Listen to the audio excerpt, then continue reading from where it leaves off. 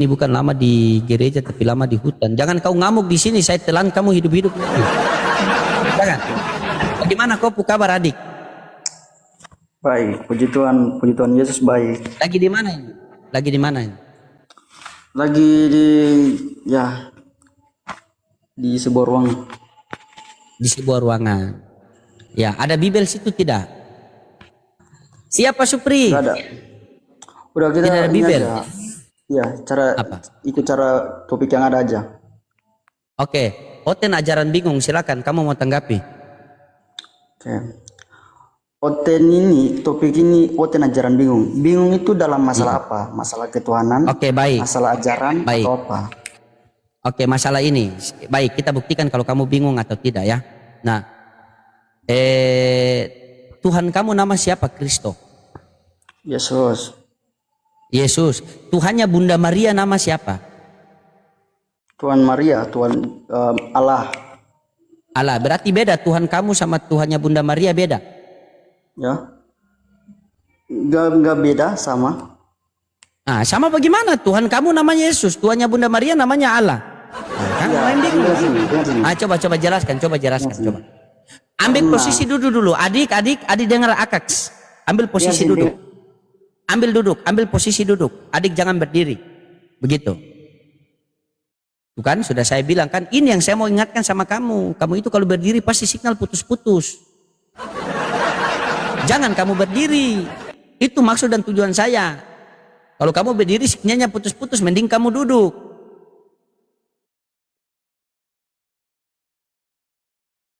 Bukan sudah saya bilang kan, orang punya paket darurat pun kalian kirim ke sini. Mana ini persekutuan para gereja ini? Astagfirullahaladzim, la haula wala quwata illa billah.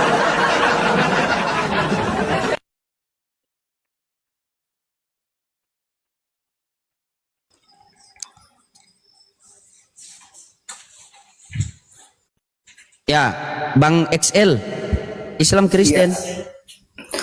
Bukan penyembah batu hitam, itu aja. Terus penyembah Tuhan yang punya tulang belakang. Nah, silakan buka kamera. Untuk Abang, Bang XL. Ketinggalan Bang. Hui. Penyembah batu hitam, di mana kita menyembah batu hitam? Kasihkan kami dalil. Bagaimana kalian? Padahal kisah para rasul 4 nomor 11 itu kan sudah jelas Yesus adalah batu yang dibuang oleh tukang-tukang bangunan. Selesai. Tapi di mana Islam pernah bawa Tuhan Kristen batu, Tuhan Kristen batu? Pernah. Gitu. Karena kami itu pengen diskusi sehat. Kalau kalian itu diskusi hanya ingin menghujat. Kalau hujat menghujat itu saya ini sudah pensiun. Percuma apalagi yang kita mau hujat, wong kalian sudah hinakan Tuhan kalian sendiri. Justru kami itu dilatih agar bagaimana Yesus itu jangan dihinakan oleh kalian.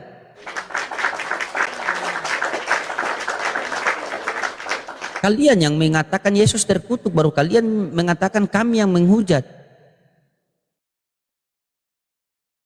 Gimana kalian ini? Teman-teman, cepat sekali 1M ya. Makasih teman-temannya, Masya Allah, terima kasih. Assalamualaikum Pak Odin. Waalaikumsalam Pak Neger, gimana Pak? Ada yang mau disampaikan, silakan. Enggak, saya sampaikan saja. Kita dengar saya dari Buton nih. Cuma saya ketawa saja. Dari Buton, siap. Masya Allah. Assalamualaikum Pak Odin. Siap Pak. Oke, waalaikumsalam warahmatullahi wabarakatuh. Siap.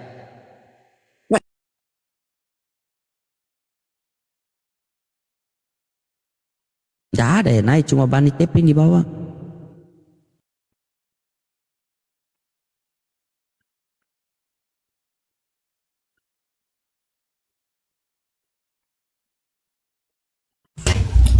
Jadi masalah jaringan saya ya. Benar. Dari Ya, jaringan itu bukan cuma masalah jaringan, masalah Tuhan lagi kau itu. Sabar dulu, kita sambung. Al Febri, Islam Kristen.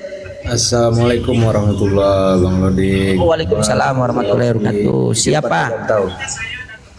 Siap, siap Pak, siap. Makasih Pak. Kau itu bukan cuma masalah kau punya jaringan, masalah kau punya Tuhan. Tadi saya suruh kau duduk dulu, duduk dengan baik, kita diskusi baik-baik ya. Dengar Akaks ya. Oke. Coba kamu terangkan bagaimana bisa kamu dengan Bunda Maria Tuhannya beda. Tuhannya Bunda Maria adalah Allah, Tuhan kamu adalah Yesus. Silakan. Ya, yang tadi Jelaskan. kan saya sudah menarasikan bahwa Tuhan saya dengan Maria punya petuan itu kan sama karena saya mengatakan iya sama. Sabar. Makanya Kau yang bilang saya beda. jelaskan begini. Tidak, makanya dengar dulu. Oke. Nah, dengan sini. Nah, kita bahas mengenai Tuhan Yesus ya. Sebelum kita mengenal Yesus, itu kita mengenal yang namanya firman Allah. Nah, firman Allah yang ketika turun ya, berinkarnasi menjadi manusia yang kita kenal Yesus, ya. Di situ keilahian yang adalah Allah itu tidak akan hilang. Makanya keilahian yang adalah Allah karena tidak akan hilang, makanya saya mengatakan bahwa Tuhan Maria dengan Tuhan saya Yesus itu sama karena Yesus memiliki keilahian yang adalah Allah. Sekiranya jawaban. Saya rasa kau ini Om Strom Puana kau ini ya. Bicara tuh sembarang sekali. Kalau kamu mengatakan Tuhan kamu dengan Tuhan Maria itu sama, berarti Maria menuhankan anaknya. Bukan menuhankan anaknya, keilahiannya. Nah, berarti beda. Enggak. Nah, Sekarang begini. Benar, begini. Allah sama Yesus itu sama apa beda? Keilahiannya. Yesus memiliki keilahian yang adalah Di mana Allah. itu? Coba kamu ceritakan Yesus punya keilahian, jangan melibatkan Yesus punya kemanusiaan. Makanya, Nanti saya suruh Om Strom, dia Strom kau itu. Dengar sini. Nah, kalau kita berbicara tentang Allah, kita bukan berbicara mengenai Allah itu ada berapa. Allah itu kita bukan berbicara mengenai keberapaan Allah itu, karena Allah itu tidak bisa dilihat, betul. tidak bisa dihitung. Makanya begini, dengar sini. Makanya mengapa saya mengatakan bahwa Tuhan saya dengan Tuhan Maria itu sama? Karena saya lihat dari keilahian yang adalah Allah. Yesus memiliki keilahian yang adalah Allah. Makanya ketika kamu mengatakan bahwa apakah Tuhan saya itu sama dengan Maria itu berbeda? Saya mengatakan sama karena saya lihat dari keilahian yang adalah Allah. Yesus memiliki keilahian yang adalah Allah. Gitu. Oke. Ingat kamu kan sekolah. Setiap lisan yang kamu keluarkan itu pasti ada datanya. Harus kamu pertanggungjawabkan itu ya. Jangan kamu cuma cuap-cuap, akhirnya tidak ada datanya. Coba kamu tunjukkan di mana menceritakan tentang keilahian Yesus. Kamu tahu dari mana itu kalau Yesus punya keilahian dan mana datanya? Di mana datanya keilahian Yesus? Coba kamu tunjukkan sama saya. Kalau pakai data biar enak. okay. Dilihat dari Yohanes kan sudah menulis tentang firman itu. Ya kan? Mungkin tidak secara eksplisit, tapi dengan data-data yang ada, saya tanya simpel saja. Itu bersifat empiris. Ada tidak tertulis, termasuk ada tidak tertulis dinyatakan tidak secara terus terang begitu. Kan Om Strom jemput dia ini kan, dia punya Strom HP, dia punya Strom jaringan sudah. Fokus baik-baik. Yang saya minta di mana tertulis Yesus punya keilahian.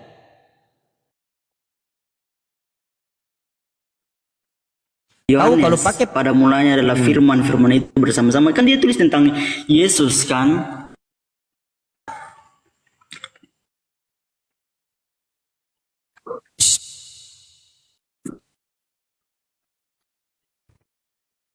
Aduh, kau kalau pakai darurat tambah hutang paket lagi di Telkomsel. Pusat jaringan. Di Telkomsel itu boleh berhutang itu.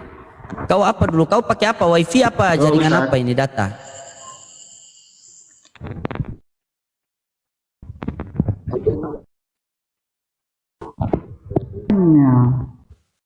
Kau pakai apa ini? Kau pakai apa? Kau pakai data apa pakai WiFi?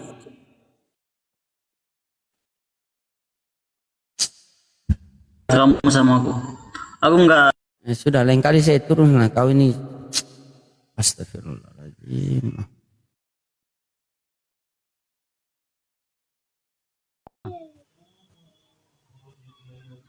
Apa? Tetapi Yesus tetap diam. Lalu kata imam besar itu kepadanya, demi Allah yang hidup, katakanlah kepada kami, apakah engkau anak Mesias, anak Allah, atau Tidak. Jawab Yesus, engkau telah mengatakannya. Akan tetapi aku berkata kepadamu, mulai sekarang kamu akan melihat anak manusia. Anak manusia dengan akunya dia. Betul.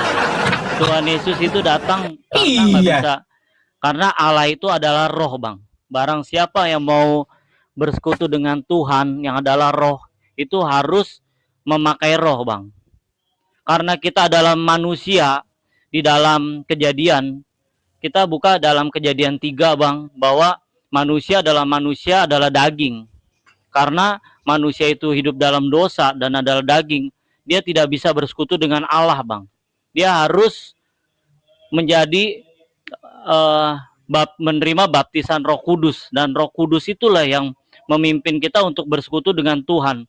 Nah, karena Tuhan itu harus merasakan namanya itu penebusan dosa, Itu tertulis di mana, Bang?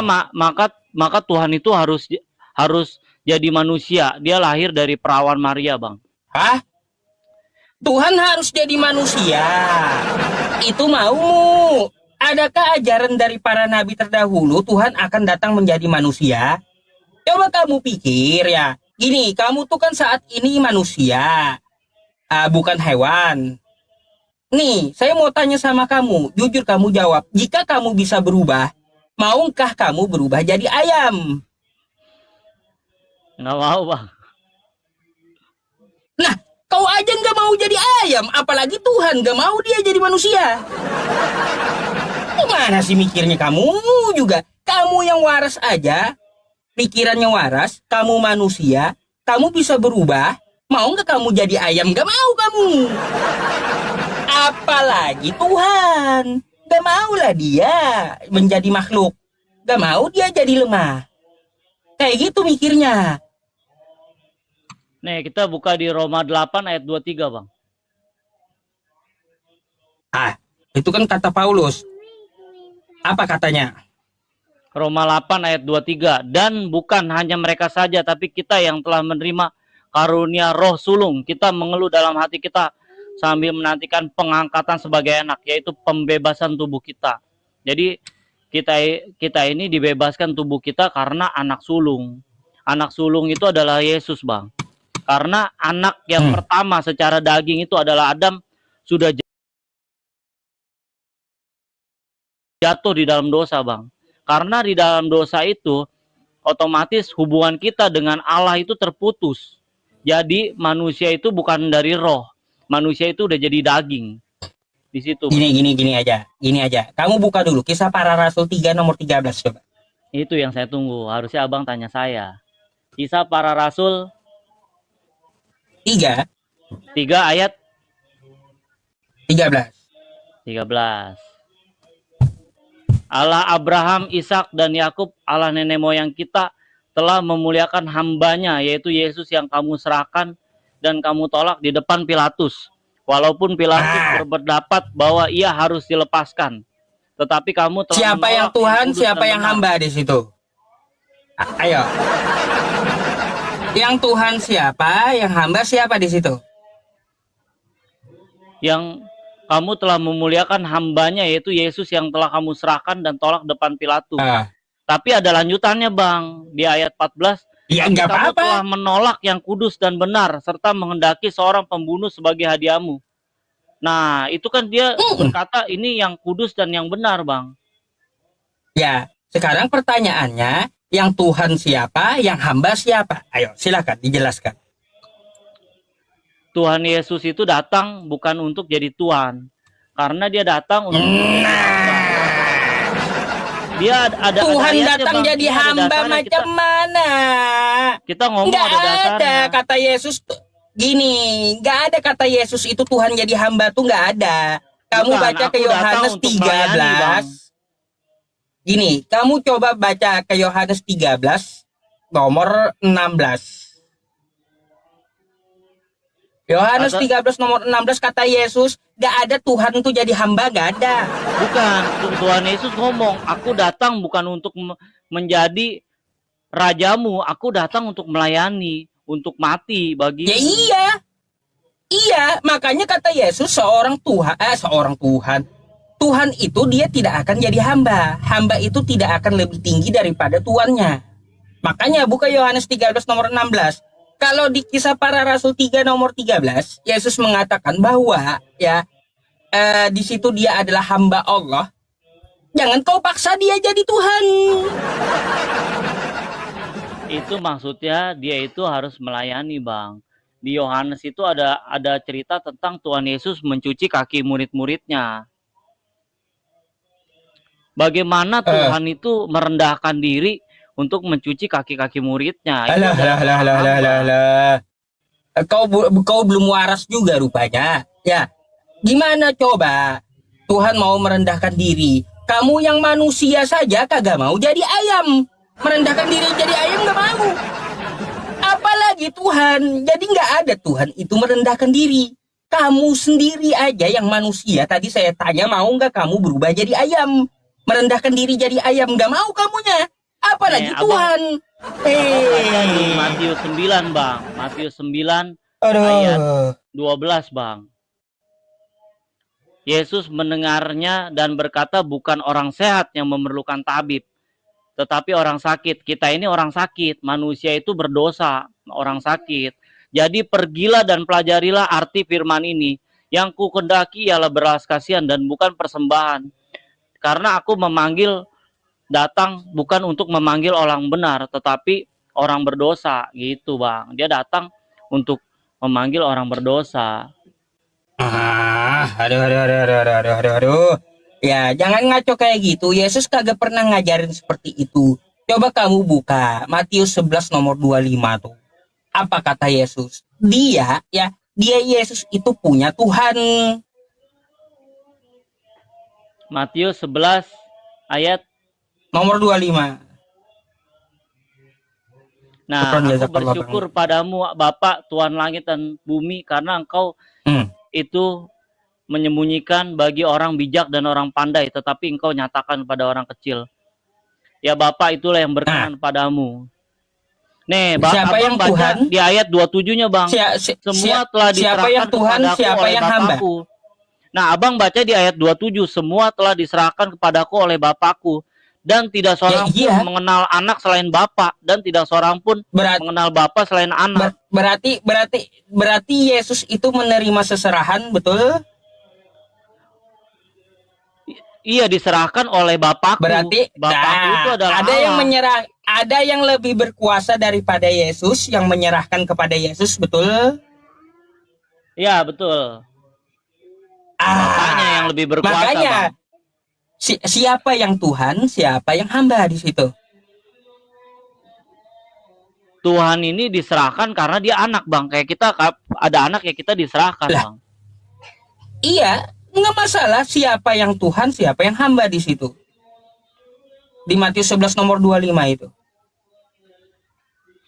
Ya Tuhan ini memang dia datang bukan menjadi raja. Dia udah ngomong kalau dia jadi raja dia bisa, Bang. Tapi dia datang untuk jadi hamba, untuk melayani orang-orang berdosa. Enggak. Tadi ketika Yesus berkata, kata Yesus, aku bersyukur kepadamu Bapa, Tuhan langit dan bumi. Yang Tuhan siapa di situ disebut Yesus? Ya bapaknya dia, Tuhan langit dan bumi. Berarti ya, Yesus bukan Allah. Tuhan gitu. Yesus dia sebagai hambanya anak, gitu. Sebagai anak dia. Sebagai anak. Lalu kenapa Tuhan. kau Tuhan kan? Karena dia Mesias, Bang. Ada ayatnya, Bang. Ya, Mesias itu bukan Tuhan. Waktu Petrus bilang, nih Bang, Abang baca Matius 16 ayat 16. Maka jawab Simon Petrus, murid Yesus, engkau adalah Mesias, anak Allah yang hidup. Di ayat 17, kata Yesus kepadanya, berbahagialah engkau Simon bin Yunus, sebab bukan manusia yang menyatakan itu padamu, melainkan Bapakku yang di sorga. Mau putar-putar kayak gimana pun, Mesias itu bukan Tuhan. Mesias itu adalah yang dinanti-nanti yang menyelamatkan bangsa Israel dari penjajahan. Dia seorang pemimpin, bukan seorang Tuhan. Bang, Tuhan Yesus waktu dia datang, dia terima penjajihan, Bang, oleh bangsa Romawi. Dan dia bayar pajak. Masalahnya dia bayar pajak. Dia suruh Petrus mancing. mancing ikan dapat koin buat dia bayar pajak. Ah. Petrus juga bayar pajak. Jadi Tuhanmu ikut bayar pajak saat itu. Ikut bayar pajak. Waduh, Tuhan ikut bayar pajak pula. Karena waktu itu ditanya, kita memberi pajak ke pemerintah perlu apa enggak? Tuhan Yesus menjawab ahli-ahli Taurat orang Farisi, kamu lihat di koin ada gambar siapa di situ. Mana kuasanya Tuhan sampai Tuhan pun ikut bayar pajak? Tuhan itu menjadi Ngapain manusia, coba? dia taat. Tuhan ikut bayar pajak coba. Dia taat dengan aturan yang sudah dibuat oleh manusia, Bang. Pajak ya dia bayar. Jadi Tuhan mengikuti aturan manusia, jadi Tuhan ikut bayar pajak gitu. Dasar Bukan. kau ini. Tuhan ini ngajarin kita untuk taat, bukannya mengikut hal yang lain. Nah, Abang Kacau bang pikiranmu itu Tuhan ikut bayar pajak kayak gitu. Tuhan Abang kan ikut nanya. aturan manusia. Mesias. Abang kan nanya, ini saya kasih Matius 16 ayat 16, Petrus jawab, engkau adalah Mesias, anak Allah yang hidup. Nah, dia ngomong anak Allah loh. Nah, berarti Tuhan Yesus dibilang bukan Tuhan, tapi dia bilang anak Allah yang hidup. Kata Yesus kepadanya, berbahagialah engkau Simon bin Yunus, sebab bukan manusia yang mengatakan itu kepadamu, melainkan Bapakku yang di sorga. Jadi Tuhan Yesus sudah nyatakan di sini bahwa dia itu Tuhan. Nah, tadi lalu gimana? Bapakku yang di surga, yang ngomong itu Bapak Gimana yang di tadi? surga, Bang. Yesus tadi berkata, ya, di Kisah Para Rasul 3 nomor 13 tadi, dia adalah hamba Tuhan macam mana tuh?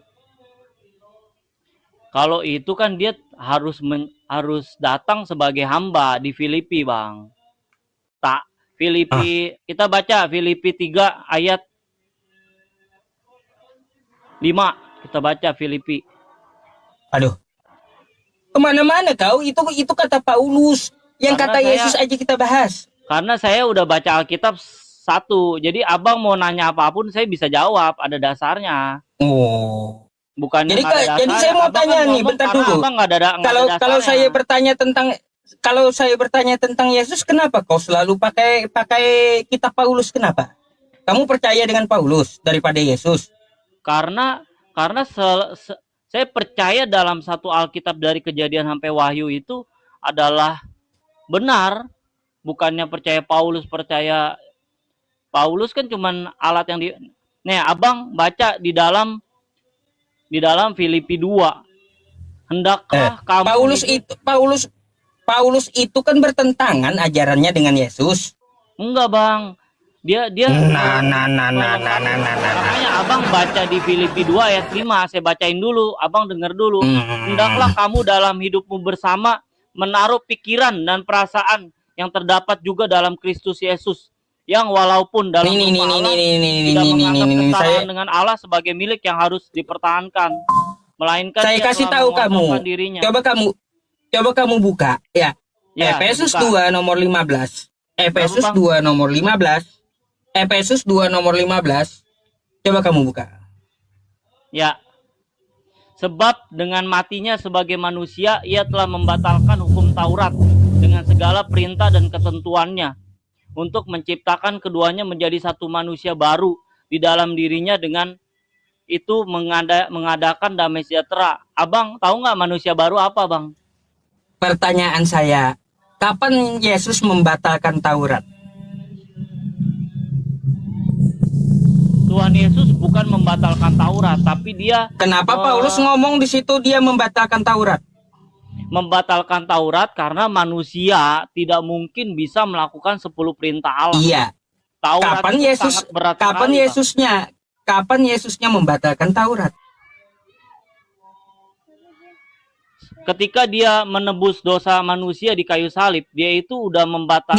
Di mana tertulis Yesus membatalkan Taurat? Kasih saya ayatnya.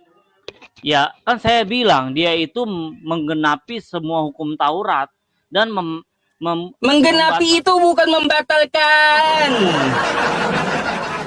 Paham kan? Baca. Menggenapi itu bukan membatalkan.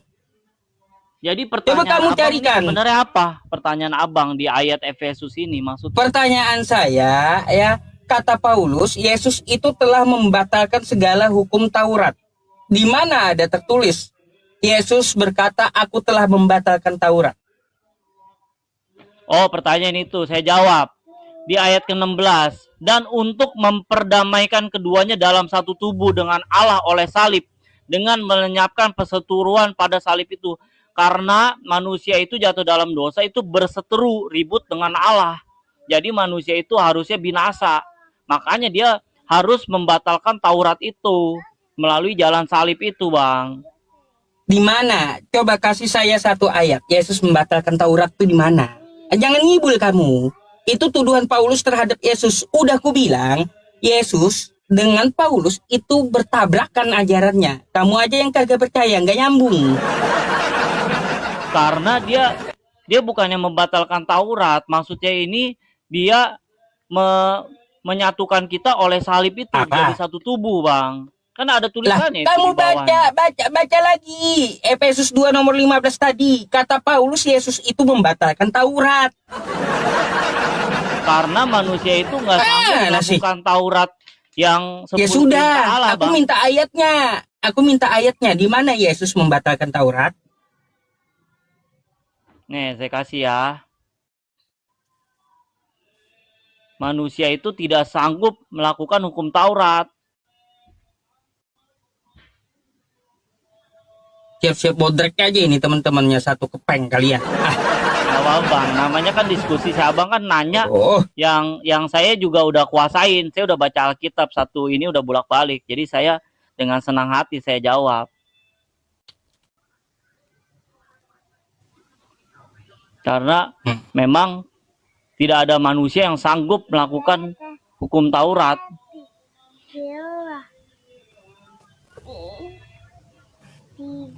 mana? Aku Yesus berkata, hukum Taurat telah kubatalkan. Mana tuh? Mana? Mana?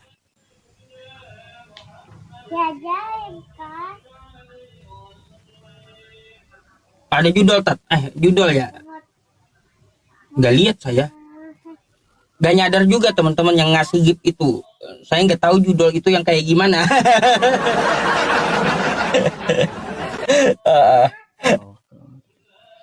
Nih, si Abang Ayo. kan membahas Di mana? 15. Abang baca atasnya bahwa waktu itu kamu tanpa Kristus tidak termasuk kewarganegaraan Israel dan tidak mendapat bagian yang dijanjikan, tanpa pengharapan, tanpa Allah di dalam dunia. Tapi Di mana di ada? dalam Ada nggak di situ? Ada nggak Yesus membatalkan Taurat? Kutanya itu aja. Gak jadi usah muter Yesus ke sana ini- kemari gitu. Enggak, dengar dulu Bang. Jadi Yesus ini itu menyatukan kita dulu. Menyatukan manusia yang jauh jadi yang dekat. Dengan cara sebab dengan matinya sebagai manusia. Nah, Abang baca. Tuhan Yesus kan mati di kayu salib. Dia mematahkan kutuk segala sakit penyakit, segala Taurat dia batalin Bang di dalam salib itu supaya manusia dengan segala kelemahan itu mampu melakukan mengasihi manusia, Bang. Karena manusia itu nggak akan sanggup. Ngaco, astagfirullah. Abang tahu Kutanya nggak satu hukum aja Taurat itu sama apa? kau. Ya udah Coba, gini, Bang. ya. Abang tahu Di nggak mana hukum Taurat di itu mana apa? ayatnya? Saya tidak menanyakan apa itu hukum Tauratnya. Yang saya Nah, si abangnya tanyakan nggak tahu apa perkataan yang dibatalin. Paulus. Karena hukum Taurat Perkataan itu tidak Paulus ada yang mampu, mengatakan Bang. bahwa Yesus itu membatalkan hukum Taurat itu di mana ayatnya? Jangan kuat doktrin kau menolak waras. Udah aku bilang Yesus dan Paulus itu ajarannya bertentangan, nggak ada samanya.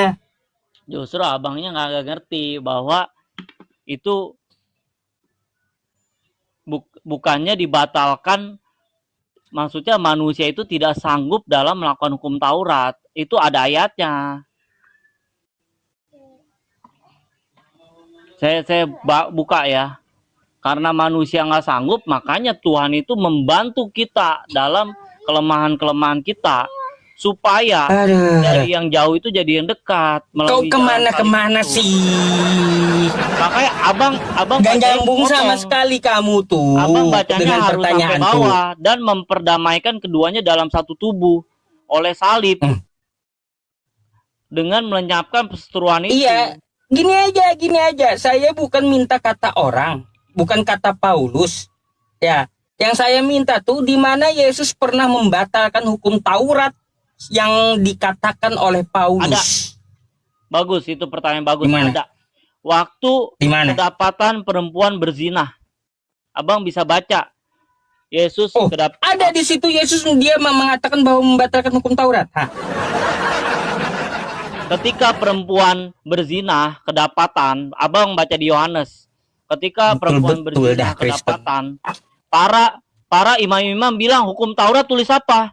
Lu lempar batu kepada perempuan itu, harus dirajam. Tuhan Yesus bilang, dia nulis di tanah. Tuhan Yesus bilang, siapa yang tidak berdosa datang lempar pertama kali. Itu Tuhan Yesus sudah batalin hukum Taurat. Karena hukum Taurat itu abang Kau kan tahu. tuduh pula Yesus batalin hukum Taurat. Ya Allah. Ya karena Macam demi mana? kasihnya, perempuan berzina itu pada akhirnya Gak pernah menjadi ada rajam. Yesus membatalkan hukum Taurat. Coba kau baca Matius 5 nomor 17. Kayak gimana sih kau nih? Makanya si abang baca dulu di Yohanes 8 ayat 11, ayat 1 sampai 11. Gak. Kau baca dulu Matius 5 nomor 17. Itu kan jelas-jelas kalau abang nanya, itu Tuhan Yesus membatalkan hukum Taurat, nggak nyambung sama Paulus. Karena manusia nggak sanggup melakukan hukum Taurat, maka Tuhan Yesus menolong ketidakmampuan manusia. Manusia akan jatuh. Perempuan berzina itu mau dirajam. Hukum Taurat bilang lempar pada mati. Tuhan Yesus bilang, siapa yang nggak berdosa lempar. Coba Pada kau akhirnya dia kau nggak dilempar baca. pada mati, Gak Bang. usah mati-matian kamu bela Paulus tuh. Ya, baca Bukan. dulu Matius 5 nomor 17. Gak usah mati-matian kau bela Abang Paulus. pertanyaan bagus. Baca dulu. Matius berapa bang? Saya bantu. Matius 5 nomor 17. Kau baca dulu. Abang pertanyaan bagus. Tadi saya udah jawab ya. ruwet Tuhan kali Yesus kau nih. membatalkan hukum Taurat ya. Iya. Benar ya. Aduh, baca dulu. Jangan kamu menyangka bahwa aku datang untuk meniadakan hukum Taurat dan kitab para nabi. Aku datang bukan untuk meniadakannya, melainkan untuk menggenapinya. Ada di situ Yesus membatalkan. Selama langit dan bumi ini belum lenyap, kata Yesus, hukum Taurat ada. itu tidak dapat ditiadakan. Lalu mana kata Paulus tadi di dulu 2 Efesus 15 tadi Yesus membatalkan Taurat itu di mana? Di mana Yesus membatalkan Taurat? Hah? Yohanes 8 ayat 11. Abang buka dulu. Abang kan ada Alkitab di situ. Abang buka. Ayah. Udah buka belum? Menolak waras kau nih. Enggak dong. Ayat Menolak 10 dan waras. ayat 11. Lalu Yesus bangkit berdiri dan berkata kepadanya, "Hai perempuan, di manakah mereka? Tidak ada seorang yang menghukum engkau." Jawabnya, "Tidak ada Tuhan." Lalu kata Yesus, "Aku pun tidak menghukum engkau. Pergilah dan jangan berbuat dosa lagi." Itu Tuhan Yesus sudah membatalkan hukum Taurat. Itu harus wanita Asumsimu. itu dihukum mati, Bang. Dilempar batu. Asumsi kau tuh itu asumsi kau. Bukan, Nggak ada abang ya baca. di situ ya jelas-jelas Yesus nggak ada membatalkan hukum Taurat. Kau Makanya tuduh si Yesus abang nggak membatalkan tahu hukum Taurat. Macam mana? Hukum Taurat jangan membunuh, jangan berzina, jangan mencuri. Wanita ini berzina. Kenapa dia nggak dilempar batu, Bang? Wanita ini berzina. Makanya saya bilang, abang tahu nggak hukum Taurat? Abang bilang jangan kemana-mana. Abang nggak tahu Ngarang hukum aja Taurat kerjamu. itu apa. Hukum Musa.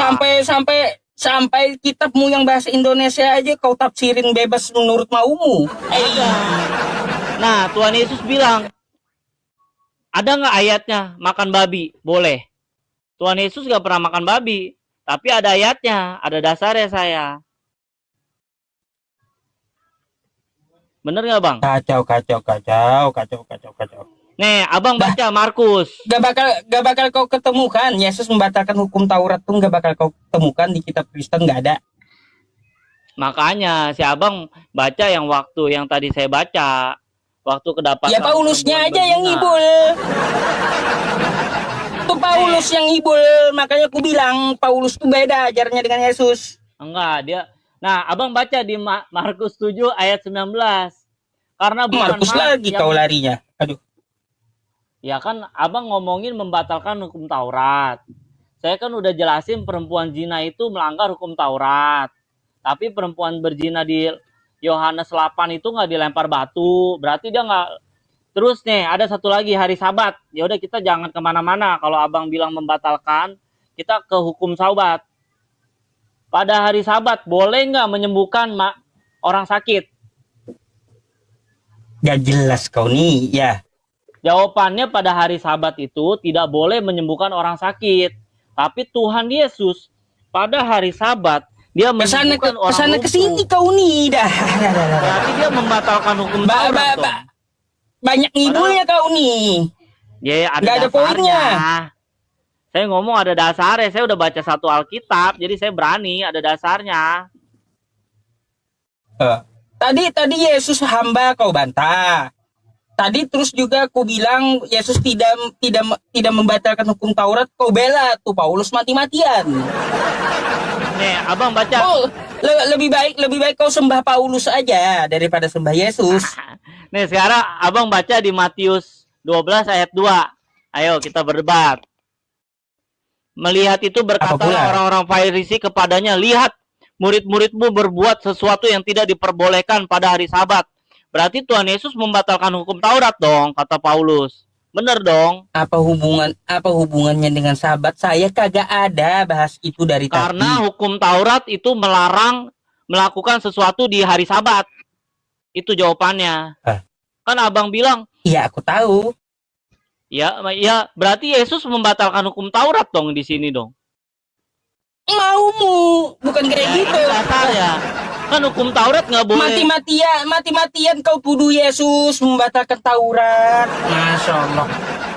Ini kan udah jelas, tulisannya jelas bahwa hukum Taurat itu dibuat untuk manusia karena manusia itu tidak sanggup melakukan hukum Taurat gitu.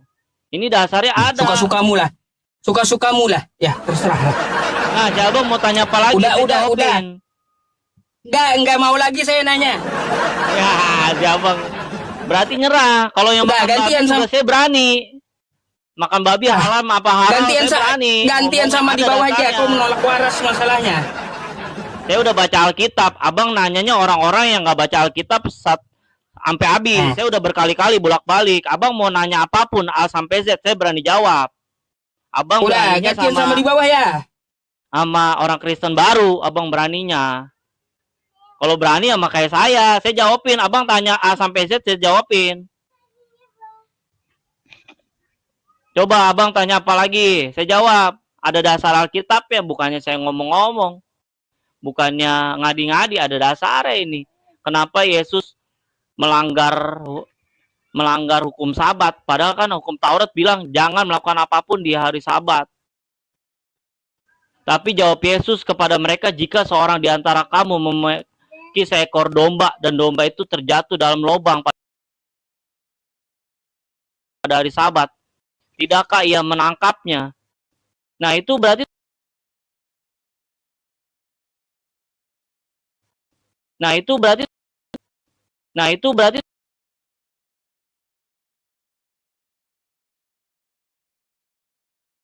Tuhan Yesus. Nah, itu berarti Tuhan Yesus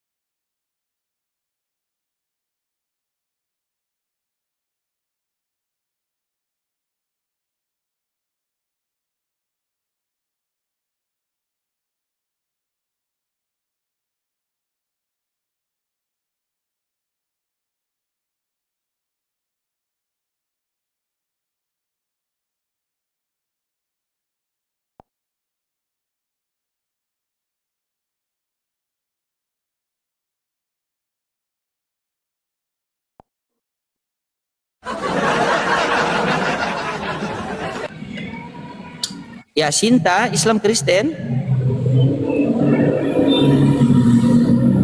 Sinta, Islam Kristen.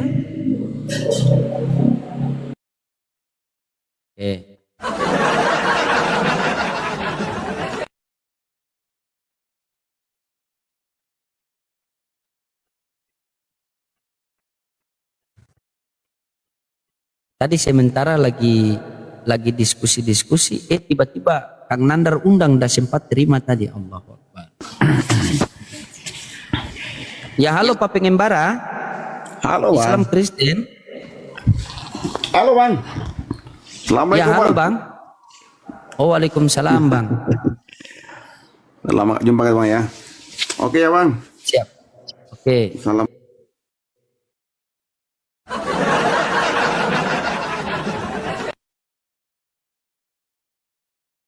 Silakan buat teman-teman Kristen.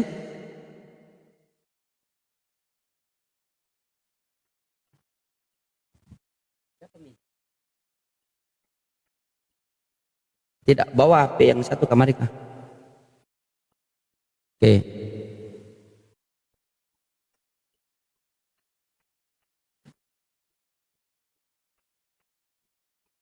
Sabar ya teman-temannya.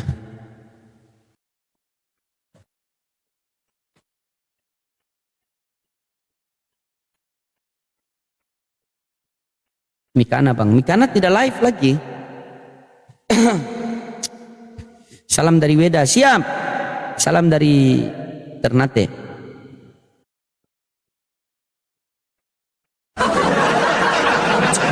Iya. Sudah punah Oten. Hendrik naik, Hendrik. Mana Hendrik? Hendrik. Dia naik, dia marah-marah dia. Dan naik kita ngobrol-ngobrol santai kok. Kenapa dia marah-marah, Hendrik? Apa yang dia bikin marah itu coba?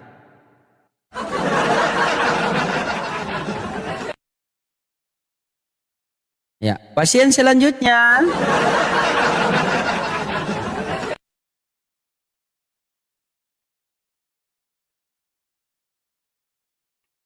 Mana dia ini?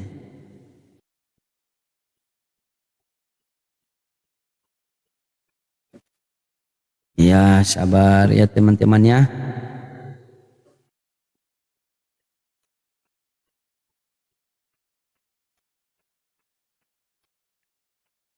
Ya, dibantu dulu tap-tap layar teman-temannya. Kasih tap-tap layar dulu. Kasih kencang teman-temannya. Kasih kencang dulu biar kita apa? Ada diskusi. Ngopi sambil ngopi kita teman-teman.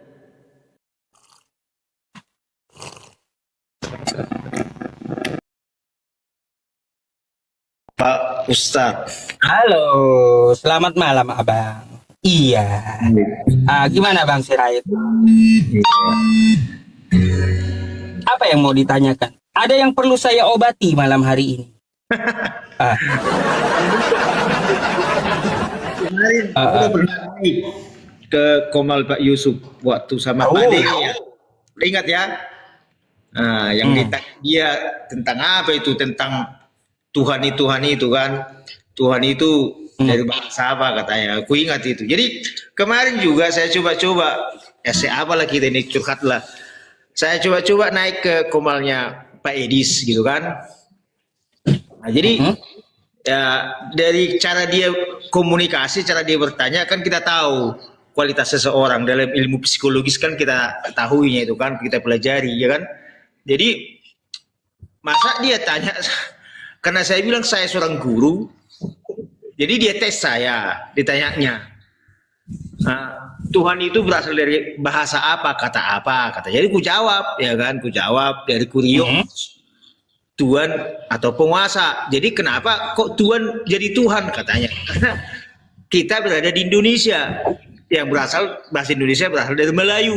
Saya bilang demikian. Diputar-balikannya ke perjanjian lama. Jadi di perjanjian lama dia Yahweh Adonai. Jadi dia jadi bingung dan dia tak bilang sama saya, itu kau pelajaran dari mana kau dapat? Jadi aku bilang, anak muridku aja tahu itu bahasa-bahasa kayak gitu. Kualitas Tuhan Edis masih menanyakan hal-hal demikian sama saya kan. Saya bilang saya guru.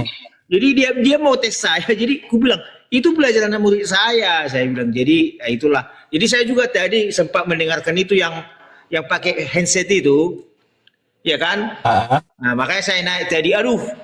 Jadi memang Pak Ustadz ya memang kekristenan itu perlulah memang harus banyak belajar. Saya juga selaku seorang guru agama lah, ya kan. Saya juga prihatin dengan hal orang-orang demikian, bisa dia membahas seperti itu dan ditonton ada 1.000 orang, ya kan. Tapi dia pede mengenai apa tadi Taurat itu kan, Taurat yang dibatalkan. Dia nggak tahu apa yang dibatalkan. Jadi kalau orang Kristen kan tahu itu yang dalam kitab 2 Efesus itu kan. Yang dibatalkan itu kan hanya masalah-masalah apa lahiriah, masalah yang tidak berkaitan dengan spiritual. Contohnya makanan kan tidak berhubungan dengan spiritual, kan itu yang dibatalkan. Makanya orang Mahdul, orang Kristen semua dimakan kecuali kaki meja kan, itu pun karena keras kan. Jadi kan itu yang dibatalkan. Jadi yang dulunya orang Yahudi dilarang makan B2 tadi, orang Kristen boleh, kan itu yang dibatalkan. Tapi hukum-hukum Taurat yang 10 itu, Taurat Musa itu tidak dibatalkan, tapi digenapi. Jadi yang tadi harus dengarkan ini supaya dapat pelajaran. Ya tidak dibatalkan hukum Taurat itu. Yang dibatalkan itu hanya masalah-masalah yang berkaitan dengan yang tidak ada hubungannya dengan spiritual. Contohnya makanan kan tidak ada hubungannya spiritual. Itu. Jadi makanya saya dari naik ke sini supaya dia tahu kawan kita ini itu. Iya. Kayaknya di situ semuanya global. Kata Paulus itu global, segala perintah. Coba Anda baca ayatnya sekali lagi. Efesus 2 nomor 15. Itu kata Paulus tuh segala perintah. Segala itu artinya pahamkan segala, semuanya gitu. Mau hukum apa aja. Iya, jadi kan sebab dia telah membatalkan hukum Taurat dengan segala perintah dan ketentuannya untuk menciptakan dirinya sendiri manusia yang baru yang menjadikan damai sejahtera. Jadi ini kan harus kita tafsirkan, ya kan Pak Ustadz kan, membatalkan segala perintah dan ketentuannya, ya kan. Nah, tapi hukumnya itu Pak Edi, Pak Ustadz kan ada hukum Taurat. Taurat itu tidak dibatalkan, kan perintah kalau di dalam kitab Musa itu kan ada perintah.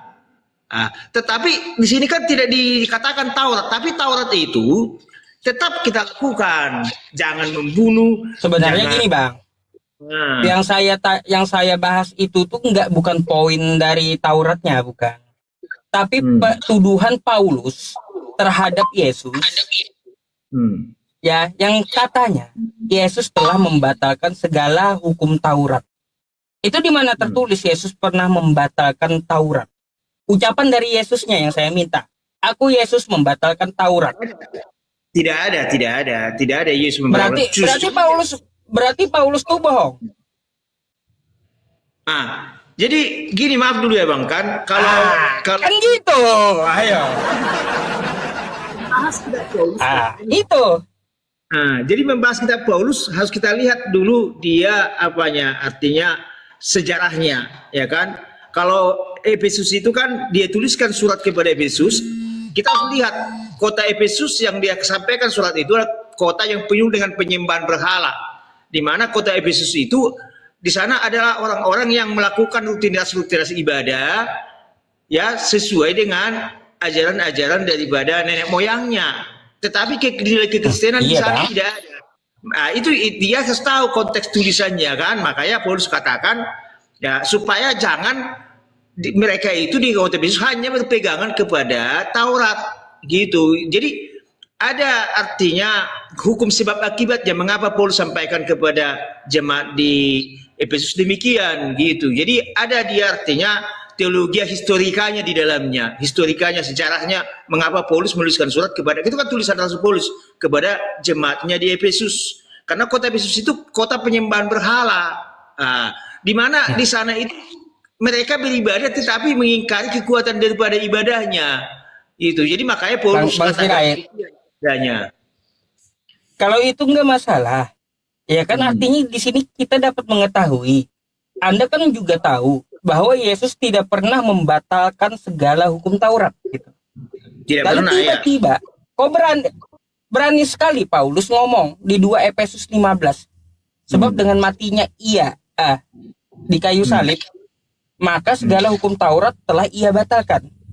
Berani sekali dia menuduh Yesus membatalkan Taurat, coba. Nah, jadi gini, Pak Ustadz, kan ada beberapa hal yang artinya tidak semua dibatalkan. Nah, tidak semua dibatalkan. Contohnya di dalam Taurat itu, Pak Ustadz, ada kalau pada zaman perjanjian lama yang menjadi imam itu adalah kaum Lewi. Ya, kaum Lewi itu dikhususkan menjadi imam. Nah, gitu kan. Tetapi coba di kita dalam baca dulu. Biar kita paham ya. Efesus 2 nomor 15. Sebab dengan matinya sebagai manusia ia telah membatalkan hukum Taurat dengan segala perintah dan ketentuannya. Ia di sini siapa? Yesus. Telah membatalkan hukum Taurat dengan segala perintah dan ketentuannya. Pertanyaannya, di mana pernah Yesus membatalkan Taurat? Jawabannya kita sama-sama tahu, tidak pernah ada. Kan gitu. Kalau tidak pernah ada, berarti Paulus ini memfitnah Yesus tanpa alasan yang benar. Betul? Iya, iya. Jadi seperti itu makanya saya bilang, Bang, ajaran Paulus dengan ajaran Yesus itu bertentangan, beda. Jadi gini Pak Ustadz ya. Jadi gini, perjanjian baru, perjanjian lama. Jadi kan kita memang tidak tertulis di Alkitab ini mengenai sejarah-sejarah penulisan. Tidak dituliskan itu. Jadi kalau di sekolah teologi diajarkan itu ada tafsir PB, bimbing PB. Di sana jadi pelajari tentang sejarah penulisan. Jadi artinya logosnya itu tidak tertulis di Alkitab, tetapi dipelajari tafsir PB ini. Jadi di dalam kitab Efesus itu memang harus kita lihat, ya kan, kondisi Efesus mengapa Paulus menuliskan ke sana. Jadi yang dibatalkan seperti di sana, seperti hal tadi, hal-hal yang tidak berhubungan dengan spiritual itu yang dibatalkan. Jadi orang Efesus selalu percaya bahwa keselamatan itu oleh karena perbuatan baik. Makanya kalau kita baca di Efesus 2 itu bahwa keselamatan bukan karena perbuatan baik, tetapi oleh kasih karunia, oleh karena sola gratia itu. Jadi itu hal-hal yang tidak tertulis di Alkitab, tetapi begini, Bang, itu ada di dalam tafsir gitu. Saya itu kan berharap kalau diskusi itu yang jujur gitu, ya kan, yang jujur. Kalau yang salah ngapain kita ngotot untuk membenarkan? Kan kayak gitu. Buat apa? Yang kita ikuti itu kan ngakunya Kristen. Kristen itu adalah pengikut Yesus katanya. Nah, tiba-tiba mendengarkan kata orang tentang masalah Yesus. Contohnya seperti Paulus. Paulus menuduh Yesus membatalkan hukum Taurat. Kita lebih percaya Paulus atau percaya Yesus? Kalau kita sebagai Kristen, ya pastinya kita lebih percaya dengan Yesus. Kan gitu. Yesus tidak akan pernah membatalkan hukum Taurat. Artinya apa? Ini dianggap rasul tapi memfitnah. Macam mana gitu loh. Ya sungguh keterlaluan, Bang. Makanya saya sering katakan sama teman-teman Kristen, Paulus dengan Yesus itu ajarannya jauh berbeda. Antara langit dan bumi. Antara langit dan bumi. Bang, jangan kamu sangka saya itu tidak percaya dengan Yesus. Gak, saya percaya dengan Yesus. Saya percaya dengan Nabi Isa alaihi salam itu saya percaya. Makanya ketika Yesus mengikuti adat Yahudi, saya pun juga sunat seperti Yesus. Terus saya tidak makan babi seperti Yesus. Terus ibadah saya seperti Yesus sujud di Taman Getsemani. Terus juga ya, Bang ya, yang dilakukan Yesus selama hidup apa? Puasa. Saya juga puasa gitu. Iya. Nah, saya mengatakan bahwa Yesus itu benar. Dia itu orang benar, tapi untuk Bani Israel. Sesuai Matius 15 nomor 24. Hadis itu kan Yesus dia diutus hanya untuk Bani Israel. Dan ajarannya tidak boleh diajarkan di luar Israel. Saya percaya gitu. Dia orang benar, tapi ajarannya untuk lokal satu suku Bani Israel gitu. Lalu ajaran seperti Yesus ini nggak dapat ditemukan di mana? Di luar Israel. Ditemukannya ajaran seperti Yesus ini di Nabi Muhammad. Yesus mengatakan sembahlah Allah, kepada dia saja engkau berbakti. Sama Nabi Muhammad juga nyuruh kayak gitu. Wa ani'buduni hadza siratum mustaqim. Dan menyembahku adalah jalan yang lurus. Makanya Yesus ngomong di Yohanes 20 nomor 17 tuh. Aku akan kembali kepada Bapamu dan Bapakku, Allahku dan Allahmu. Tuh, ada terekam di Al-Quran.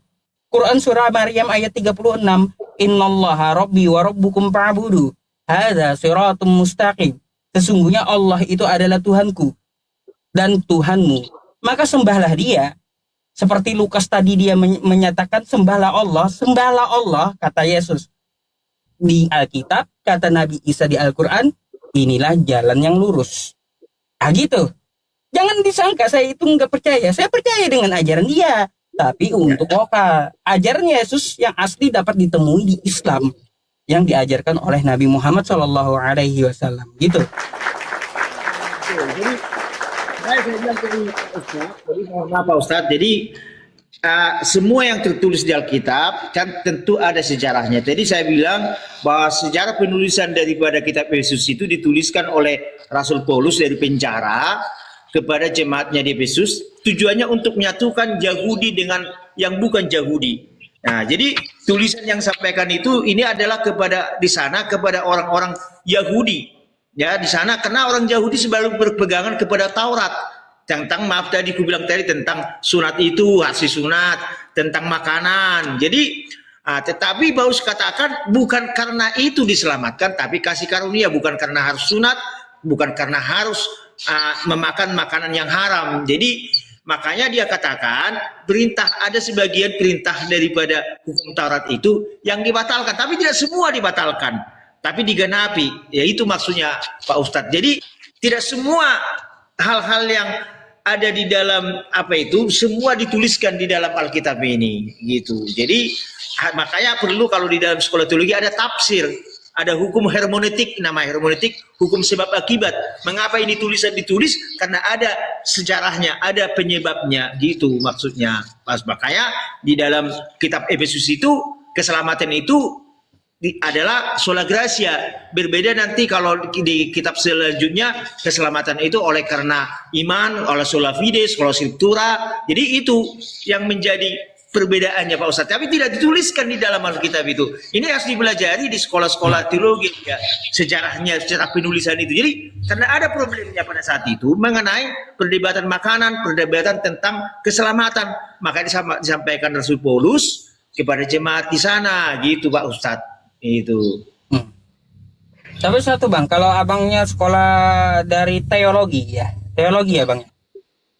Tapi saya jurusan agama bukan teologi ya. Fokusnya kepada pengajaran sekolah, bukan kepada kependetaan. Kalau manuskrip? Enggak. Kalau di dalam manuskrip belajar. Enggak. Kalau di dalam dia fokusnya ibaratnya sama itu Pak Ustadz. Kalau untuk guru agama Islam kan fokusnya untuk pengajaran kepada murid dia. Tapi jadi kalau untuk hal-hal tentang bahasa-bahasa Yunani, tentang berkota, ya dalam di sini hanya dalam ilmu-ilmu dasar saja gitu. Makanya kemarin ketika saya berkenalan dengan Edis, langsung dia pancing saya mengenai bahasa Yunani, ditunjukkan sama saya, baca dulu ini, katanya aku baca alfa, beta, gamma. Saya bilang, loh tapi kau tahu katanya namanya dasar-dasar bahasa Yunani. Ya tahu, saya bilang gitu kan. Jadi makanya aku bilang ini Edi seperti ya maaf lah dulu rendah dia. Masa kalau dia bertanya kualitasnya masalah abjad, berarti dia nggak tahu abjad bahasa Yunani kan? Kenapa Edis tanya? Edis itu nggak ada apa-apanya Bang. Edis itu nggak ada pendidikannya dia. Dia pancing saya membaca abjadnya Yunani gitu kan. Seharusnya kan dia tanya sama saya yang artinya mengenai hal-hal yang lain gitu kan. Dia memancing saya mengenai abjad alfa, beta, gamma, ditunjukkannya sama delta. Ini huruf apa? Nah, saya bilangnya kan iota. Jadi makanya aku bilang, oh kok itu yang ditanya sama saya. Sangat sayang sekali waktu kita bahas tentang abjad-abjad, saya bilang gitu jadinya. Iya. Justru dia nggak tahu mengenai sinkretisme, politisme. Jadi saya bilang, Pak Edis ada saya mau kritik kalau Nah, saya bilang. ketinggian itu bagi Edis. Dia taunya 1-2 topik aja Edis itu. Taunya itu. Kalau untuk urusan yang lain susah diajak ngomong, nggak susah. Gak ada ilmunya dia. Jadi saya kritik dia. Kan itu kan politeisme itu sama sinkretisme. Jadi setiap dia buka komal, kalau maaf lah dulu kan, kalau kami ini di gereja atau di sekolah kan nyanyi lagu rohani, lagu gereja. Dia nyanyi lagu-lagu apa itu, lagu-lagu toba, ya kan? Di topi ini tahu kan nggak ada hubungannya. Sedangkan di dalam sekolah aja dibelajar liturgika. Liturgika contohnya kalau kita mau topi ini, lagunya ini kan gitu kan. Contohnya hari Minggu tentang Roh Kudus, lagunya tentang Roh Kudus ya kan. Roh Kudus hadir di sini. Dia mengambang. Masa nanti mau buka acara apologet tapi diputar dia lagu-lagu Jadi kamu tidak setuju juga, Bang? Apa yang diajukan oleh Edis gitu. Kamu nggak setuju juga bahwa Tuhan Yesus punya Tuhan tuh nggak setuju kamu? Mana ada di sekolah aja, murid aja udah kita ajarkan. Penyaliban Yesus adalah rencana A, Allah, B, manusia, C, iblis, D, rencana Yesus sendiri. Ya jawabannya Edis. rencana Allah. Kan itu kan. Iya. Minggu di Yesaya 43 Bang, anak-anak udah kita ajarkan Yesaya 43, badannya akan dirumukkan, akan dicambuk, dan oleh darahnya kita ditebus, kita disembuhkan.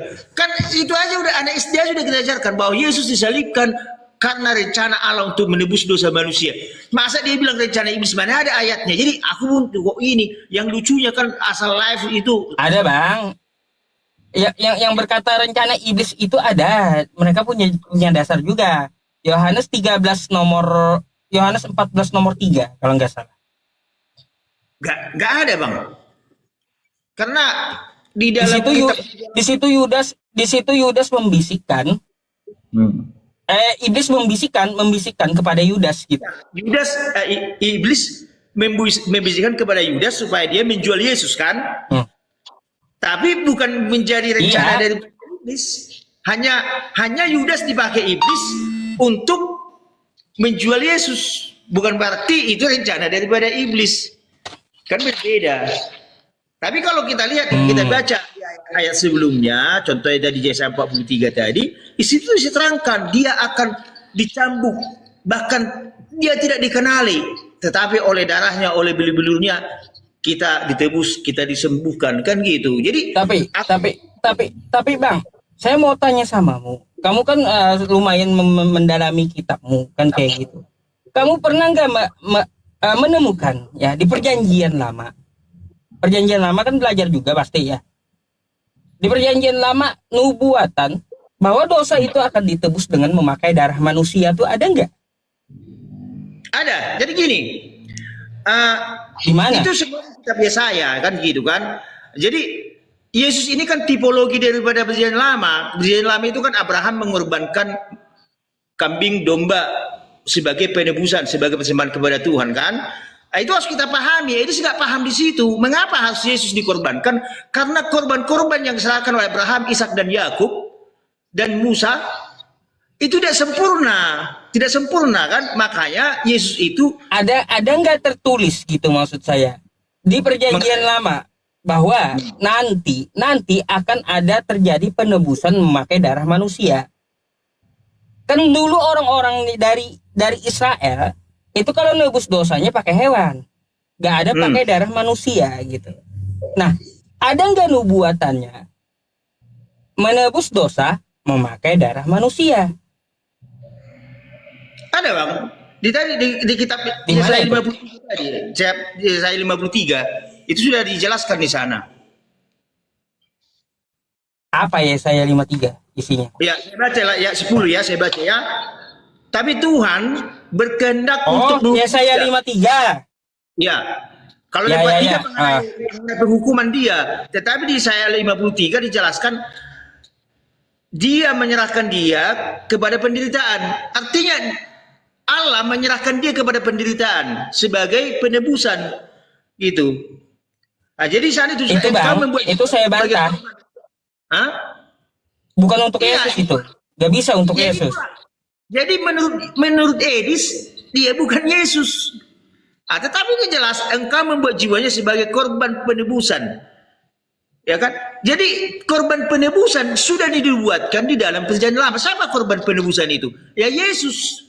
Dikenapilah itu di dalam perjanjian baru. Gini Pak Ustadz. Ini memang kalau dia nggak sekolah, dia tidak memahami tentang teologi sistematikanya ini. Jadi Alkitab itu harus dibahas sistematis. Tidak boleh lompat sana, lompat kemari. Kalau Anda mengatakan di Yesaya 53 itu salah, nggak cocok menurut Yesus. Karena coba kamu baca di ayat 10-nya tadi. Dia akan melihat keturunannya. Ya. Kalau kita lihat bahasa dari Ibraninya itu sperma. Artinya anak biologis gitu. Dia akan melihat keturunan anak biologisnya. Sedangkan Yesus menurut sejarah nggak ada anak biologis. Tapi gini Bang, maaf ya. Kita naikkan dulu ke atasnya, ke 5. Kalau Pak Ustadz punya ayat di situ kan itu kan kelanjutan dari ayat sebelumnya. Tetapi dia terluka karena pelanggaran kita. Yang terluka siapa? Yesusnya. Dia diremukkan karena kejahatan kita. Itu tadi dia diremukkan oleh kejahatan kita yang akan mendatangkan damai sejahtera bagi kita. Ditimpakan kepadanya oleh luka-lukanya kita disembuhkan. Artinya harus kita lihat dulu ayat sebelumnya supaya sinkron ke ayat selanjutnya. Kalau kita lompat ke sini dan tidak ketemu siapa yang dimaksud di situ. Jadi kan di sini sudah jelas dia yang terluka. Dia itu menunjuk kepada Yesus yang akan digenapi. Nih Bang ya. Coba kalau kita lihat nih. Tetapi Tuhan berkehendak meremukkan dia dengan kesakitan. Apabila ia menyerahkan dirinya sebagai korban penebus salah, ia akan melihat keturunannya. Umurnya akan lanjut dan kehendak Tuhan akan terlaksana. Ia akan melihat keturunannya. Ini kalau kita lihat bahasa teks aslinya, bahasa Ibrani, itu adalah sperma gitu. Artinya keturunan biologis. Kalau ini ditujukan untuk Yesus, Yesaya 53 ini nggak cocok. Nggak cocok, karena Yesus apa? Yesus tidak mempunyai keturunan. Kalau dipaksakan ya Yesaya ini untuk Yesus, maka kita akan tagih. Mana anak Yesus? Kan gitu. Yesus umurnya kan nggak lanjut. Gini Pak, maaf dulu Pak Ustadz. Kita lihat dulu ke ayat sebelumnya, ayat 5. Di sana dia sinkronnya ke bawah gitu. Ayat 5, maaf Pak Ustadz. Kalau kita baca di sana, di situ lebih, makanya dia harus sistematis di Pak Ustadz. Dari ayat 5-nya ke bawah.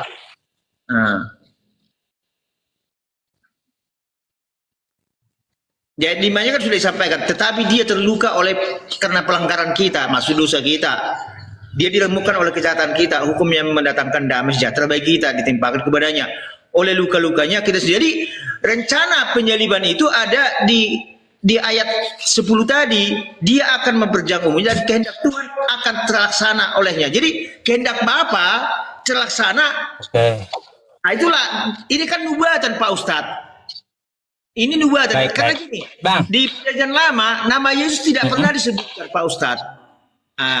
Baru nama Yesus ada di perjanjian baru. Jadi itu kan kitab nubuatan. Harus kita bedakan Pak Ustadz gitu. Baik Bang, gini Bang, penontonnya tuh saya dilihatnya kayaknya ada pembatasan room katanya. Disuruh rungkat dulu saya sama penonton. Rungkat dulu katanya. Masuk kembali. Oke. Kalau gitu nanti kita sambung ke lagi ya Bang ya. Saya mau rungkat dulu gitu.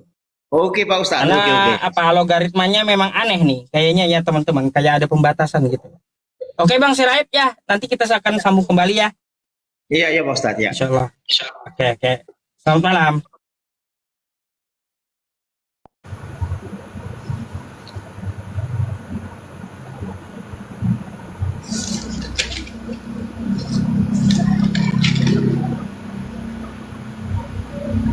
Kayak ini belum ketemu Pak Ustadz. Itu yang Anda buka Yohanes. Ini Pak Ustadz, maaf nih. Coba Anda baca ayat sembarangan di situ, coba. Nanti saya cari sini. Allah adalah terang. Allah adalah terang. Yohanes pertama, surat Yohanes pertama. Itu berarti Anda buka 1 Yohanes. Itu ayat